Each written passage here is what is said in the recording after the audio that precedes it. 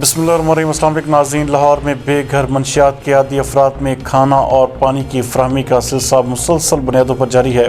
ہمارے نمائندہ خصوصی احمد بلال بلوچ کے مطابق ڈرگ ایڈوائزری ٹریننگ اپنے کھانے کا اہتمام حمیرہ سعید رائل کنسٹرکٹر کے خصوصی تعاون سے کیا۔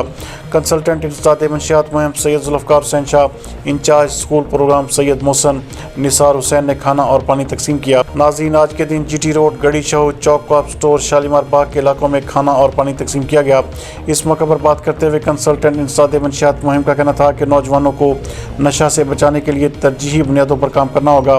سڑکوں پر منشیات کے عادی افراد کی تعداد میں اضافہ ہمارے لیے لمحہ فکریہ ہے اور اس موسم میں سڑکوں پر پڑے منشیات کے عادی افراد کو بچانے کے لیے مستقل حل تلاش کیا جانا چاہیے۔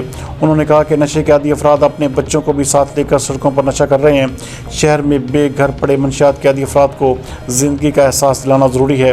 انہوں نے مزید کہا کہ 50 سے زائد مقامات انتہائی اہم ہیں جہاں خواتین بھی سرعام منشیات کا استعمال کر رہی ہیں اور سرکاری ہسپتالوں میں نشے کے عادی افراد کے داخل اور علاج نہ ہونے کی وجہ سے زیادہ تعداد سڑکوں اور فٹ پاتھوں میں بھی اضافہ ہوا ہے۔